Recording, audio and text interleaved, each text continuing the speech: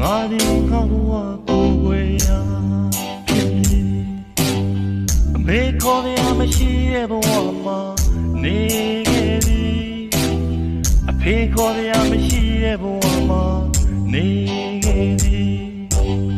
အခါခါတန်တမေအချင်းချင်းမျိုးလေးငယ်သာဘဝအမဖြစ်ပါပြီတနေ့နေ့ဆုံးတွေ့မိခြင်းသည်သာဘဝအမရှိပါအမေသာဘဝအမရှိပါဖေဝေချေသူသာဆက်ခြင်းသည်ဝေချေသူသာလေးဆက်ခြင်းသည်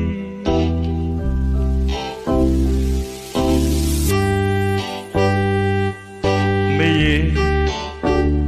သားလေးအမေနဲ့သိတွေ့တယ်မေဖေးသားလေးအဖေနဲ့သိတွေ့တယ်အဖေအမေသားလေးအမေနဲ့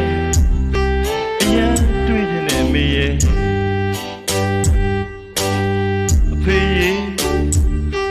သားလေးအဖေနဲ့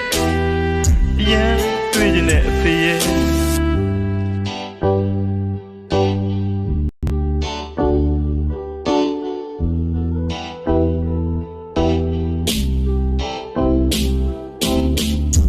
ငါဒီငါဘဝကိုယ်ွယ်ရာ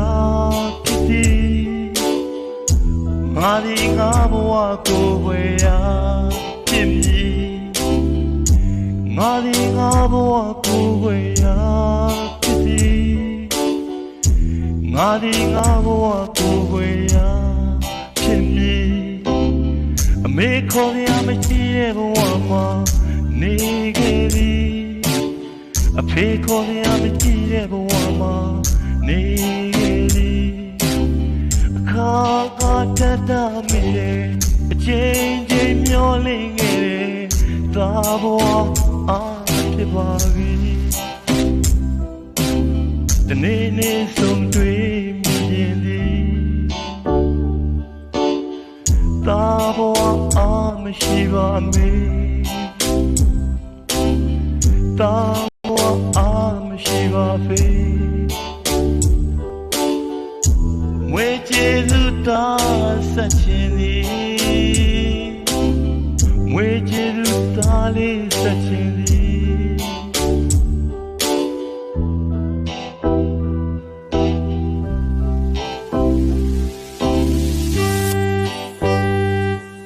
အမေရဲ့သားလေးအမေနဲ့သိတွေ့တယ်အမေရဲ့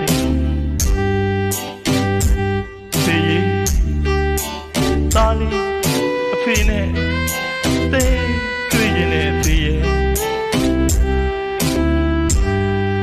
အမေသားလေးအမေနဲ့အရင်တွေ့တယ်အမေရဲ့ဖေသားလေးအဖေနဲ့